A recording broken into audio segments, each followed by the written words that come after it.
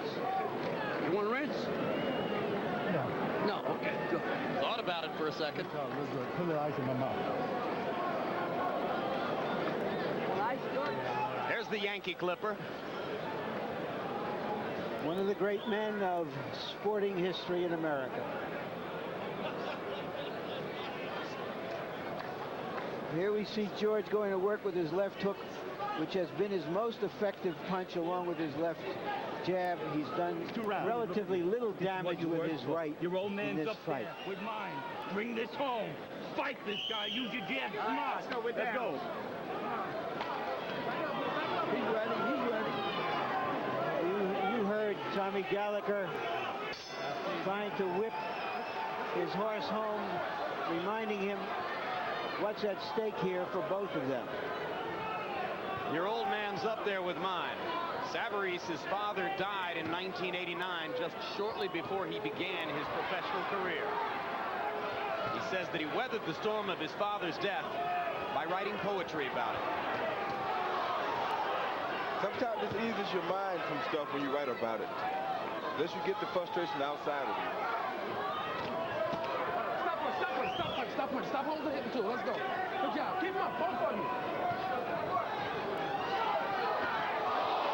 Hard left hand by Foreman. Saverese momentarily stopped in his tracks. Now begins to throw again. The right hand is low. Every time George catches Saverese with a punch, Saverese counters. And usually with more than one shot.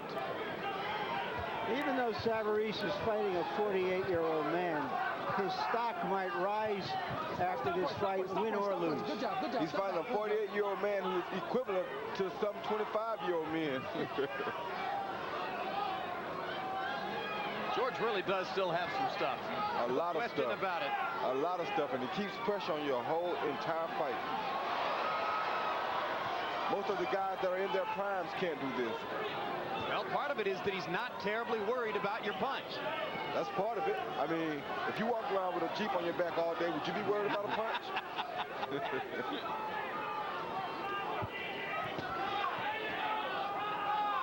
Saverese about to throw the right again. Now he backs off.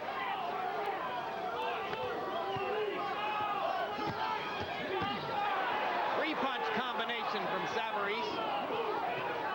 And a thunderous right-hand uppercut by Foreman. Good body shots by Lou Saverese. Good head shots by George Foreman. Round 11, another war in a phone booth.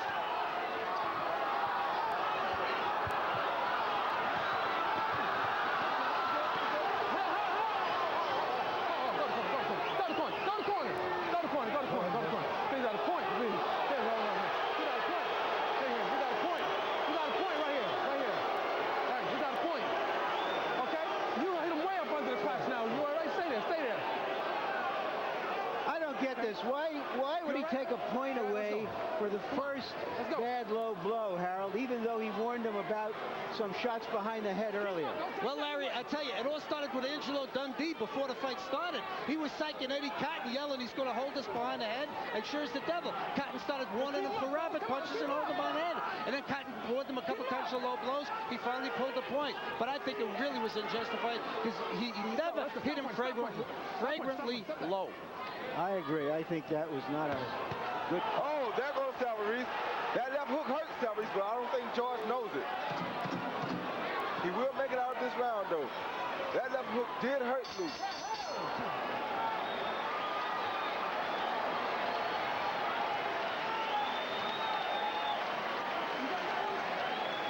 It is a low blow. Flagrant, you decide. They're trying to rob this fucking fight from us. You have it, Lou? Come on, fuck the eye. Put your hands down, Lou. Come on. You have it out, Lou. Can you give us 1 more 3 minutes? Huh? Can you go all out with this 3 minutes? Okay. Give me the. There you go. You're looking pretty. Mouthpiece. Last round, George. Last round. Last touch. The end of the round, George left hand. Big, tall, strong left hand. Man, please.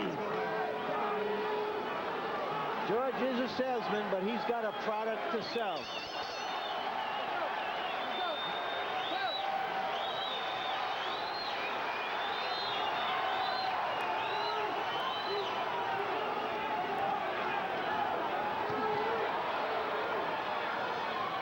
Harold, how do you have it going into this last round as Foreman lands another big left hook?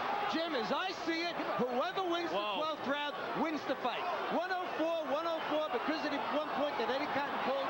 6 rounds to 5 Saverese, but even at points, whoever wins this round wins the fight. I got it even. And right now, George Foreman is winning the 12th round big with some monster shots in the first 30 seconds. Because he felt Saverese beginning to weaken the end of that last round. That gave George confidence. It means that all the work he's been doing, all the chopping he's done at that tree is now starting to pay off. The tree is starting to bend a little. George Foreman trying to close the show in his 80th professional prize fight, dancing and chasing Saverese in the 12th out of 12 rounds.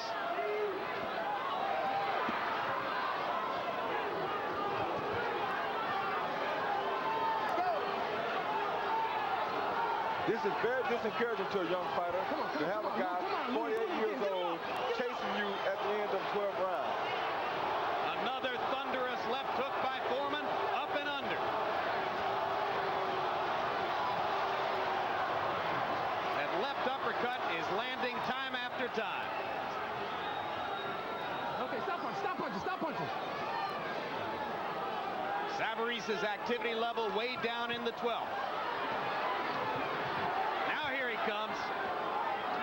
Those body shots that George is hitting him with have basically drained Saverese. We got him, we got him. But he's showing a lot of heart and a lot of courage. This is his first big-time match. He's in with one of the better conditioned guys he ever could have faced, and he's been there the whole night.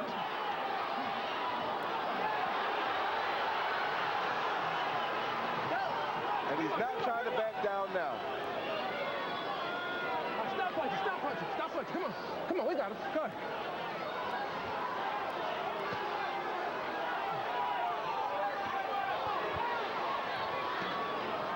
All right, let him go, stop punching. Go, step back, step back. Step back, move, step back.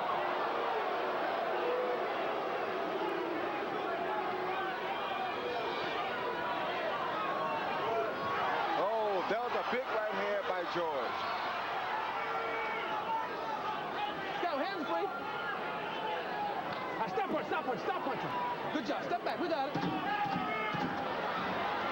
If Lou Saverese loses this fight, he might have lost it in the first minute of the 12th round. Yes, he did. Close fight. I thought George might have pulled it out with a late rally in the late rounds. Okay. And that point that the ref took from him from that low blow definitely helped George. Thank you. Bunch-stat numbers in the 12th round. Foreman landing 29 out of 45. Saverese 19 out of 63. Let's hear it once again for Lou Saverese and George Foreman.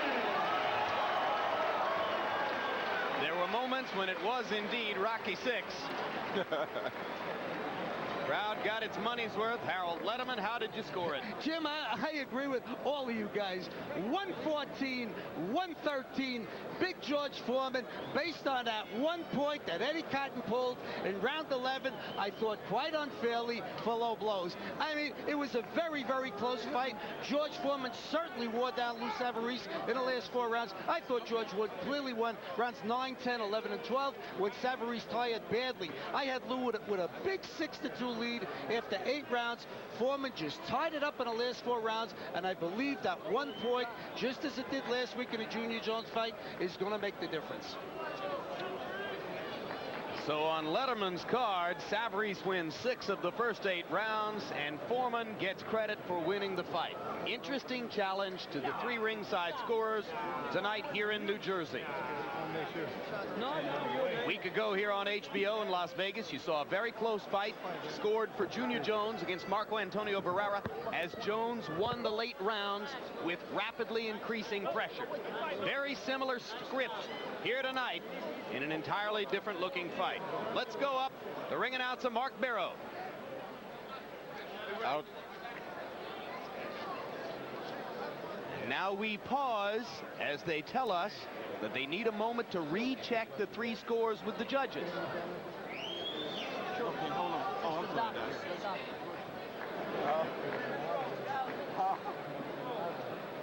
And Larry Merchant tells us that he has heard in the ring we're about to hear a split decision. Now let's go to ring announcer Mark Barrow. Ladies and gentlemen, we have a split decision. Judge Al DeVito scores it 114, 113, Saverese. Judge Barbara Paris scores it 115, 112, Foreman.